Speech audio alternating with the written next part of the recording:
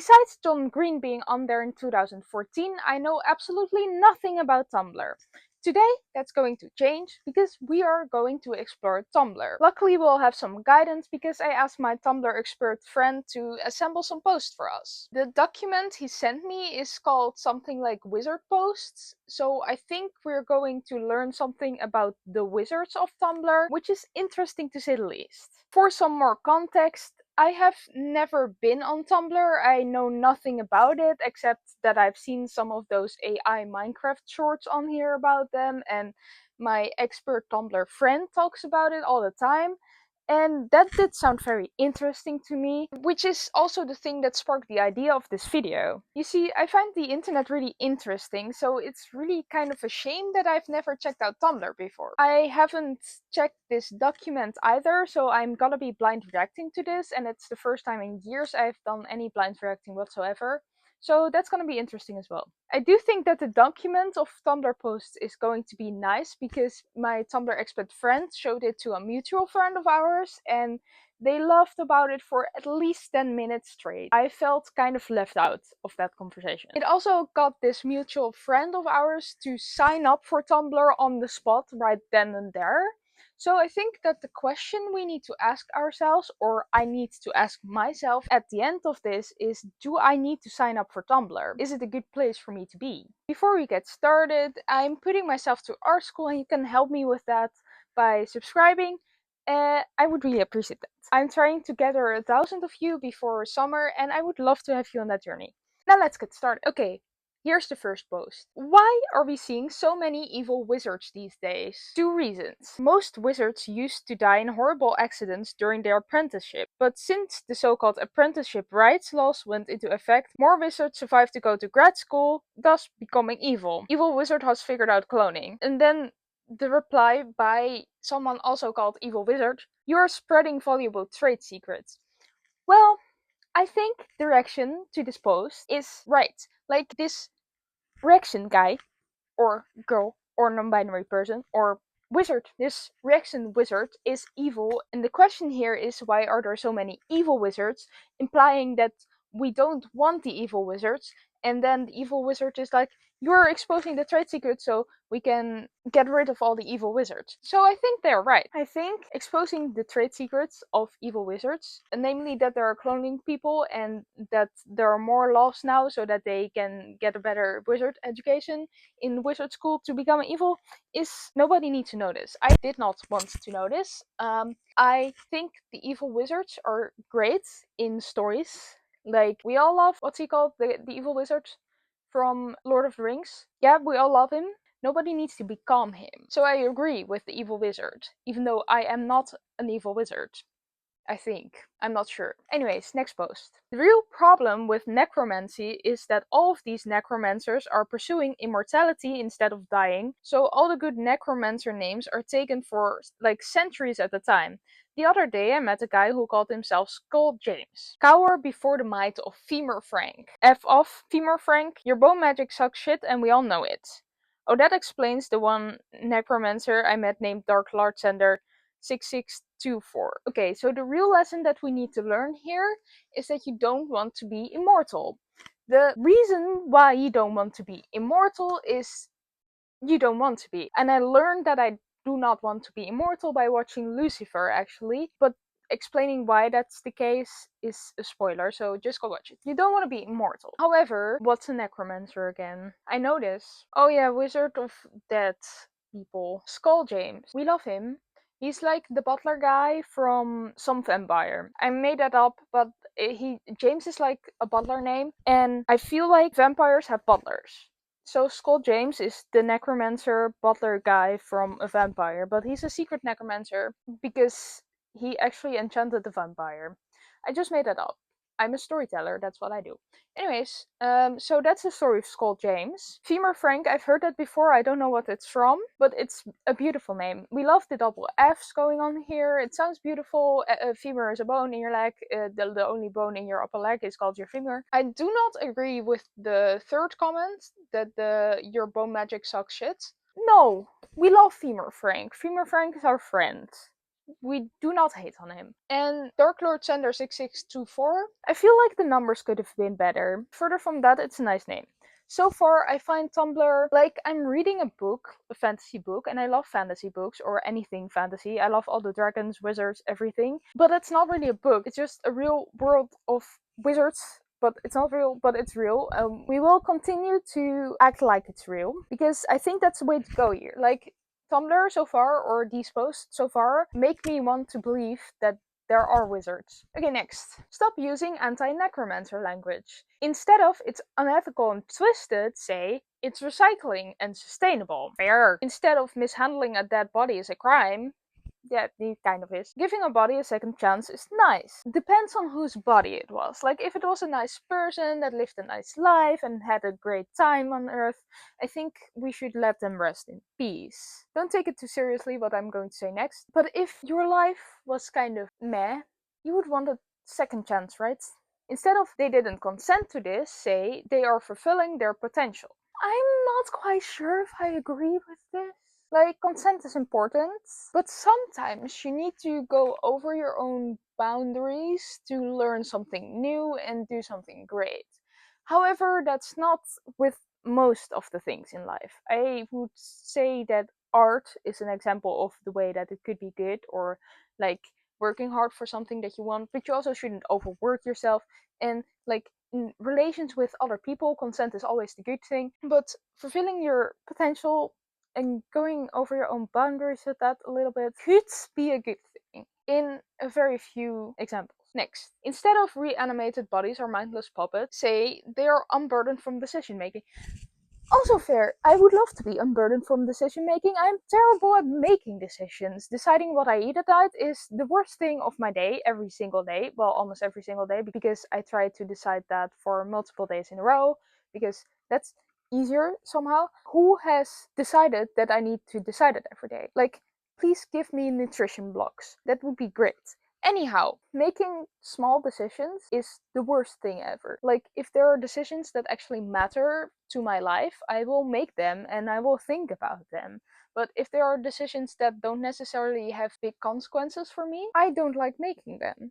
So I want someone else to make them for me. So I kind of get this point. You see? Okay, so instead of you're scaring me, say you're so smexy. First of all, this is really out of context. Second of all, villains in fictional worlds are sometimes kind of nice, if you know what I mean. Sometimes.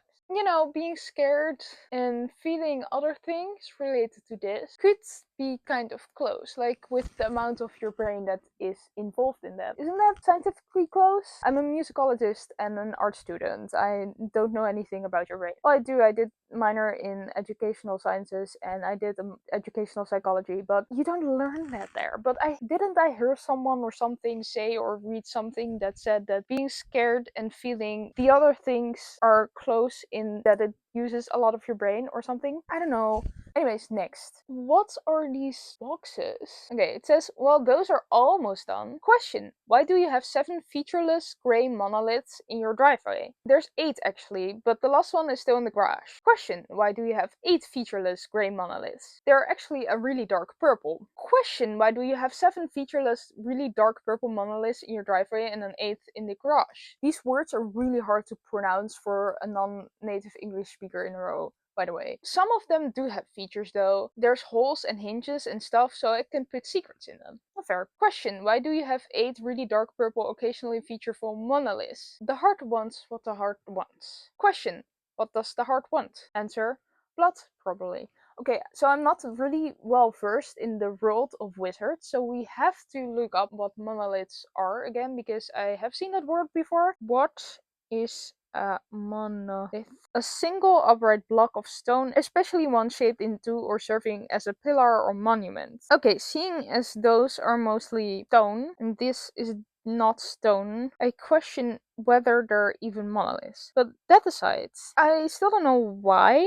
I now get the blood thing. It's an anatomical thing. Whoa, I'm too tired to do this. Anyway, the heart, it's not like the person wants to put blood in these things, but their heart wants blood because the task of a heart is to pump blood around. That makes so much sense. We still don't know why there are 8 of those things, I don't want to say that word again, in this person's yard and garage. I think we'll never know. I will forever be curious about it though. Anyways, next. You know, I used to be afraid of goblins when I was little. My mother used to tell me, you'd better not leave your clothes all over the floor. If you don't fold them and put them away neatly, then goblins will creep in through your window and steal them while you sleep. Haha, I believed her for years. That's true. We do that.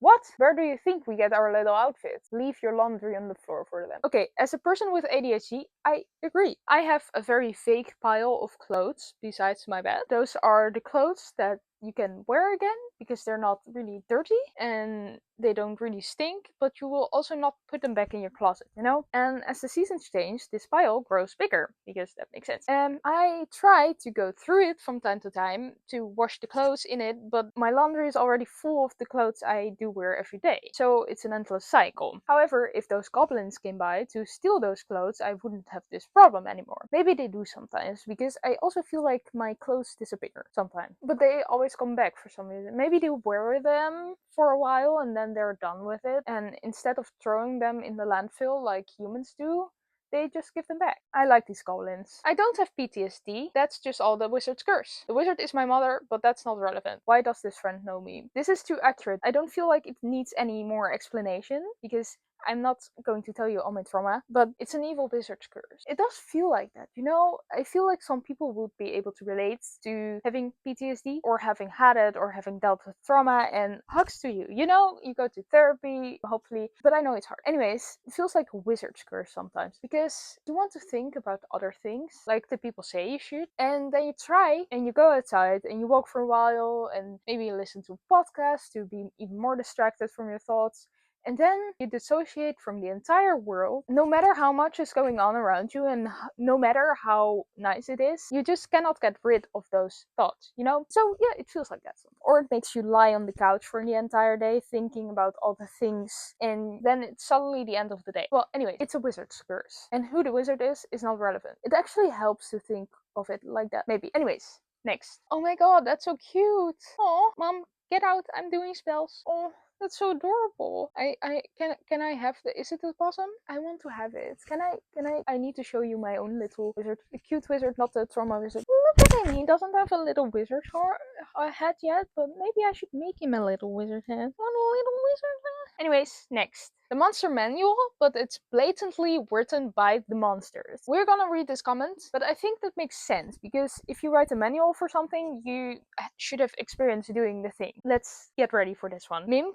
Oh, okay. Monsters cannot type. Mimk mouth, perfect size for put baby into nap. Inside very soft and comfort baby sleep soundly. Put baby in mimic mouth. Put baby in mimic mouth, no problems ever in mimic mouth because good shape and support for baby neck, weak of big baby head. A mimic mouth, yes, a place for a baby. Put baby in mimic mouth, can trust mimic for giving good love to baby. Friend mimic. I feel like if we were to be putting babies inside of mimic, it would solve a lot of problems in D&D, you know? Like, you go somewhere and you find a chest and it might be a mimic and it might not be, and just to test it, you just give it a baby, and if nothing happens, it's a test, and if something happens, it's a mimic. You fed it, so it's fine. Don't take this too seriously. Don't take this video too seriously. I like this. It makes me happy. I like it so far. We have a few posts more. Like, I know this is what the monster wants, but why not give the monster what it wants, you know? Makes perfect sense. If you don't have enough babies, you can also just have a fake baby, maybe. I don't know if that would work. I don't know a lot about mimics, but please someone tell me if that would work. Anyways, next. Okay, we have a red box thing floating in the air, and it's not scary at all. Oh, monoliths again. God, I hate these floating monoliths. They always go like 10 miles per hour below the speed limit, and if you try to pass them, they just fucking distort reality around them until you're back behind them again. One of them cut me off on the highway once, and when I honked, it banished me into a hoary netherworld where I wandered lost and alone for untold centuries, trapped in the liminal space between what could have been and what never was. Black stars dotting in the bright infinity, yawning out around me as I drove out of thought and time, through endless ruined cities and blighted lands unmarked by the sun's cold rays. And when I finally got out, I was more than 20 meters late. In Dutch, we do the 20 m as 20 meters and minutes with min, so it would be 20 min. But alright, 20 minutes late for my dentist appointment and they had to reschedule me. I've luckily never encountered this, but I can see how it would be annoying, you know? But to be sent in the void for centuries and only 20 minutes has passed in real life. If you're aware, that sucks, but also it could be really peaceful, you know? Sometimes you're just sitting in the train or walking outside and you're like, damn, I wish I was in the void right now, and then this would be really helpful. But sometimes when you need to go to the dentist, it is. Okay, the last post. Truly, some people have no genre deafness whatsoever. A girl came back from the dead the other day and fresh out of the grave, this is going downhill very quickly, and fresh out of the grave, she laughed and lay down on the grass nearby to watch the sky, dirt still under her nails. I asked her if she's sad about anything, and she asked me why she should be. I asked her if she's perhaps worried she's a shadow of who she used to be, and she said that if she is a shadow, she's a joyous one. And anyway, whoever she was, she is her now, and that's enough. I inquired about revenge, about unfinished business, about what had filled her with the incessant need to claw her way out from beneath, but she just said she's here to live. I told her about ghosts, about zombies, tried to explain to her how her options lie between horror and tragedy, but she just said if those are the stories meant for her, then she'll make another one. I said, isn't it terribly lonely how in your triumph over death nobody was here to greet you? And she just looked at me funny and said, what do you mean? The whole world was there waiting. Some people, I tell you. I don't know if I'm just not picking it up, but I don't know what. Oh, okay. So she thinks that one person is the whole world, or like the sun and the lying in the grass. I'm confused by what she means with the whole world was there, because is it like that she just knew one person in her life, or is it that she thinks the grass and the sky are the whole world? Because that would be great, you know? And that one person, well, I think for a ghost or a zombie to be delusional and think that only one person exists is also not a bad thing. This one confuses me. I find it interesting though. I did not hate reading it, it's just confusing. Anyways, that was the last post. This was a very interesting endeavor and exploration. I think Tumblr could be in some spaces.